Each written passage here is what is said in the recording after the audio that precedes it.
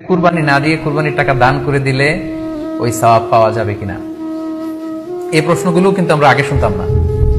Recent সময়ে গত কয়েক বছর আগে আমরা খেয়াল করেছি যে তারকা জগতের কিছু লোক বা নাটক সিনেমা জগতের কিছু লোক এরকম ঘোষণা দিয়েছে যে আমরা টাকা বন্যার্থ লোকদেরকে দিয়ে দিলাম, আমরা কুরবানি দেব না।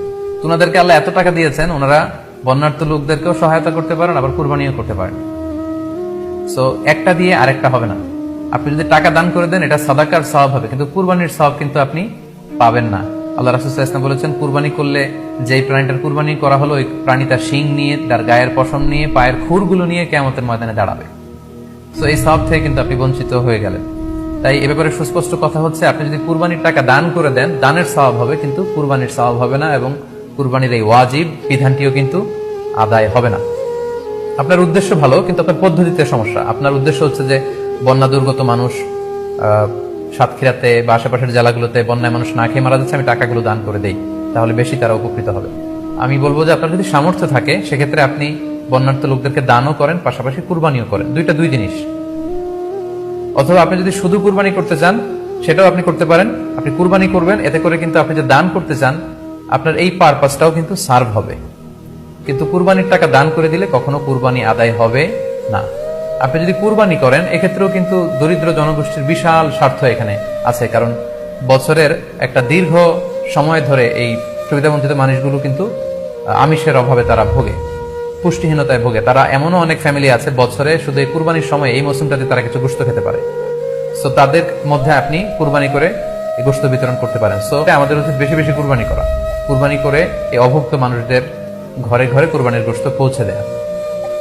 তাহলে আপনি কুরবানির মাধ্যমে কিন্তু এই গোশত বিতরণ করে তাদের সহায়তা করতে পারলেন। পাশাপাশি যারা খামারি আছে, আপনি কুরবানি করলে এই তাই খামারিদের এই ব্যবসা প্রসেসেও কিন্তু আপনি অংশগ্রহণ করলেন।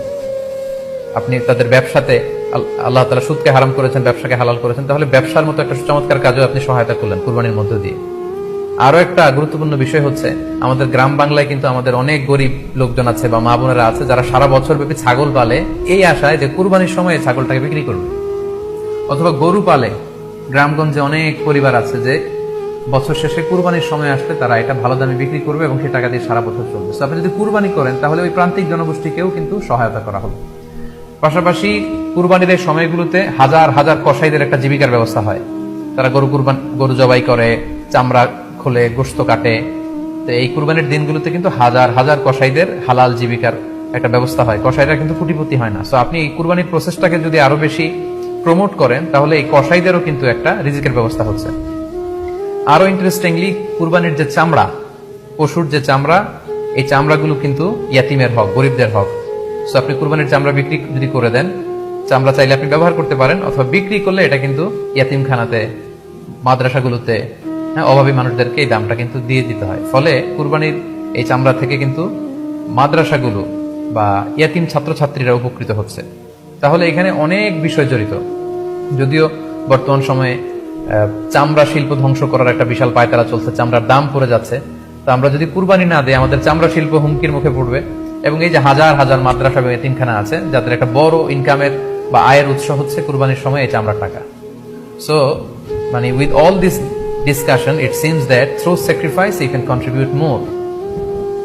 আপনি যদি কুরবানি করেন এবং এটা যদি বেশি বেশি করেন তাহলে আপনি যে চাচ্ছেন অসহায় মানুষদেরকে সহায়তা করতে, এটা আরো বেশি বেশি করা হলো, বেশি বেশি করা হলো। তাদেরকে গোশত বিতরণ করে আপনি সহায়তা করলেন, খামারিদেরকে ব্যবসার ক্ষেত্রে সহযোগিতা করলেন, গ্রামের যে নারীরা ছাগল পাললো, গরু পাললো তাদের সহায়তা করলেন, কসাইদের হালাল জীবিকার জন্য সহযোগিতা করলেন, মাদ্রাসার ইয়াতিম ছাত্রদেরকে আপনি সহায়তা করলেন। সো আমি বলবো যে কখনো এই ভুল সিদ্ধান্ত নেবেন না যে কুরবানির টাকা আমি দান করে দেবো না। আপনি কুরবানি করবেন, এতে আপনার কুরবানির ওয়াজিবও আদায় হবে, গরিবদেরকে সহযোগিতাও করা হবে।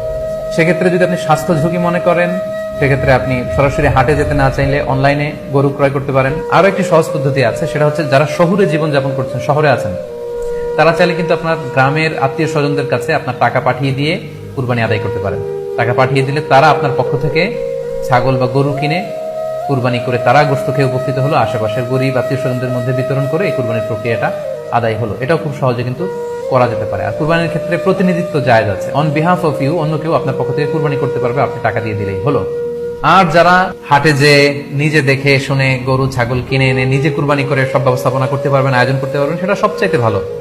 সেটা তো নূরুন আলা নূর, এটা নিয়ে কোনো কথা নেই। আশা করি কুরবানির টাকা দিয়ে দিলে কুরবানি আদায় হবে কিনা এই ব্যাপারটিও আপনারা বুঝতে পারেন।